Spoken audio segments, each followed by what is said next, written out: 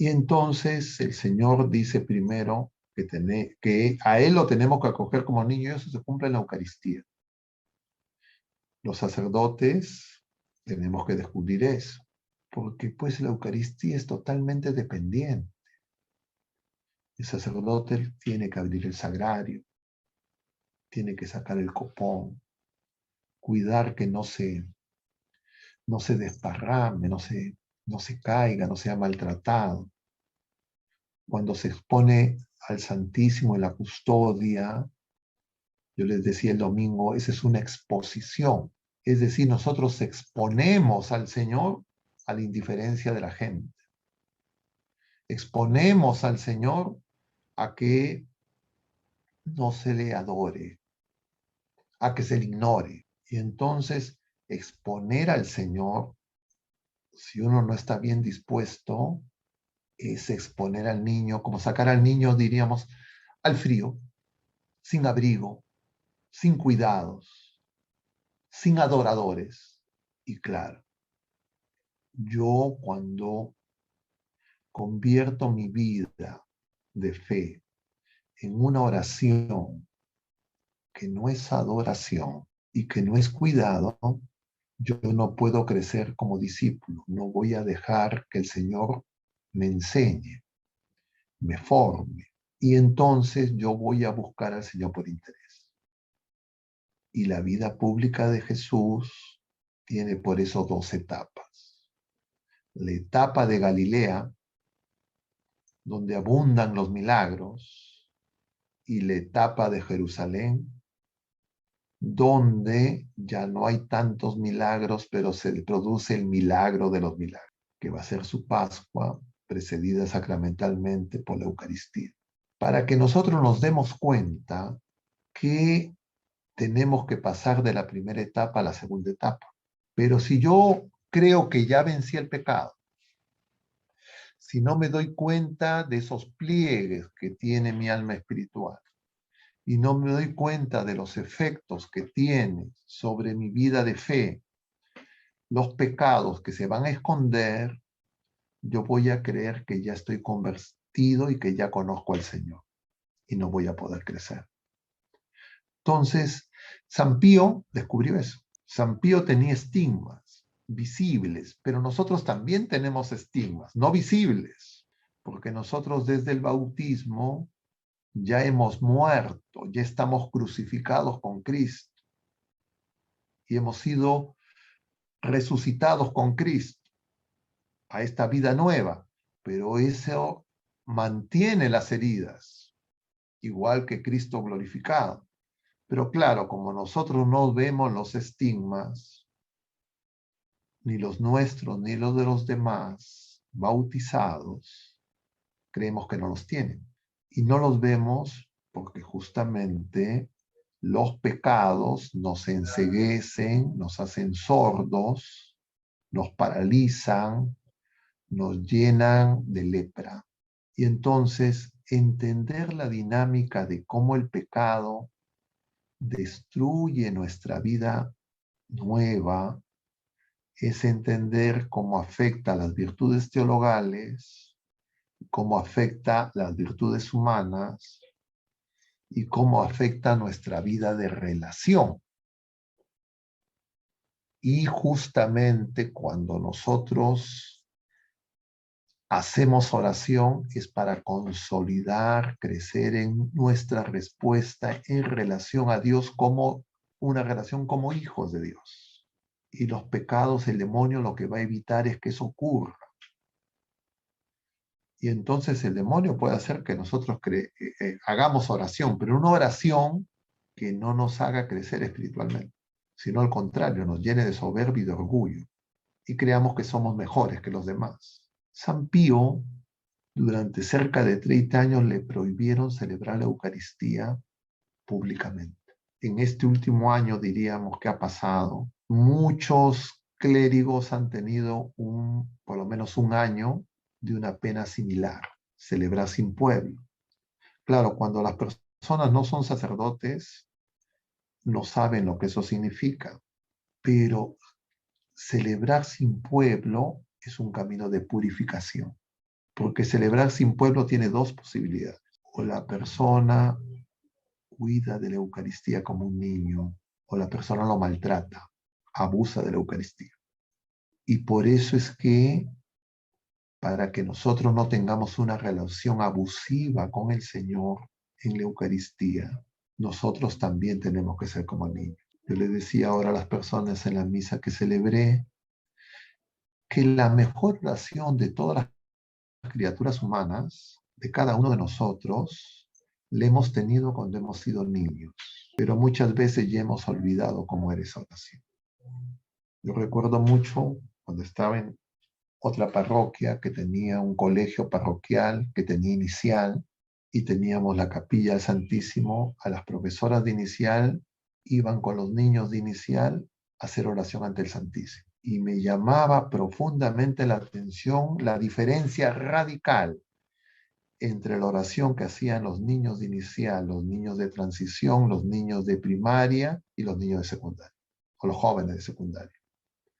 Conforme pasaba la edad, aumentaban en edad, menos recogimiento, yo diría menos contemplación, más distracción, menos oración. Entonces, irse al desierto y hacer el combate espiritual y descubrir que hay esas cabezas, es darnos cuenta que los pecados lo que buscan es destruir la oración, no eliminarla.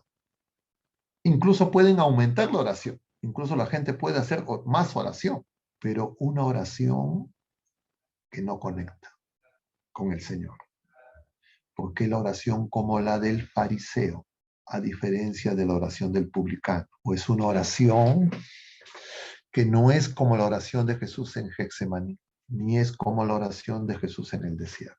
Es una oración para que Dios haga lo que nosotros queremos.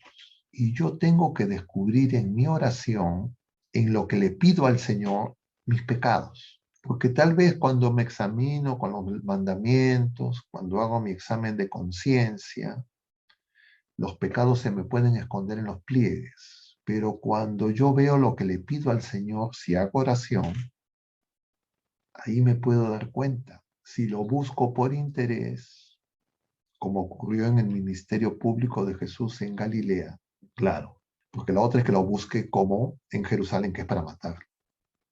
Así lo buscó Herodes, el grande, que apenas se enteró cuando llegaron los sabios de Oriente, que había nacido el niño. Claro, estos eran extranjeros, conocían las profecías del nacimiento del Mesías, del rey prometido a Israel, que era un rey que iba a gobernar por siempre, y probablemente estas personas que querían que los romanos, que también los estaban oprimiendo a ellos, sean expulsados, estaban vigilantes. Cuando llegan a Jerusalén, el pueblo de la primera alianza, nadie se ha enterado. Ya no era casa de oración. Esa casa había sido reconstruida por Herodes, que no era heredero del trono ni descendiente de Jacob, era un edumeo descendiente de Saúl. Y entonces la casa que construye no es casa de oración, sino es casa de negocio, de comercio. Es decir, queridos hermanos, los pecados engañaron al pueblo de la primera alianza, el demonio nos engaña a nosotros y ellos se creían muy fervorosos y sin embargo cuando tienen al Señor de la gloria frente a sí, lo quieren matar.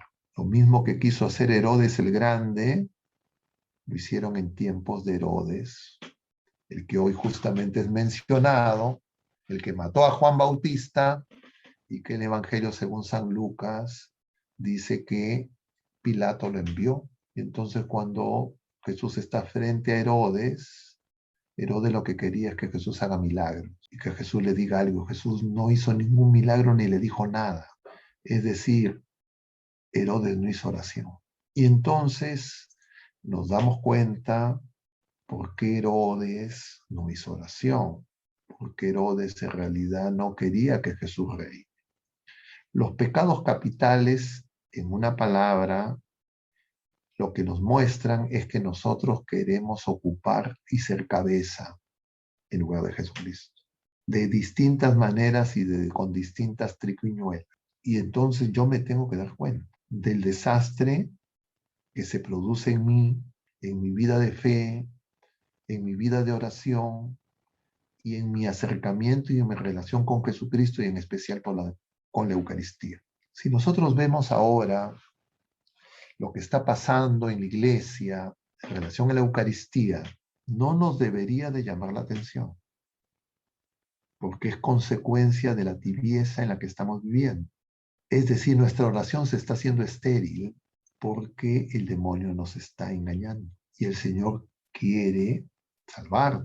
Y entonces, así como Ageo y los profetas del post-exilio hicieron que el pueblo comprenda que el exilio era una medicina, nosotros tenemos que comprender también que muchos males que aparecen porque el exilio no fue un bien, ocurren cuando el pecado se hace más fuerte, cuando la bestia se hace más fuerte, y la bestia se hace más fuerte y nosotros todos lo alimentamos, y entonces sobreviene el mal, porque podríamos decir un último punto que voy a comentar sobre los pecados capitales, que eso aplica para cada uno de nosotros, pero también nosotros alimentamos esa bestia en nuestro pueblo, en nuestro tiempo, en la iglesia. Y entonces tiene esa acción también conjunta y comunitaria.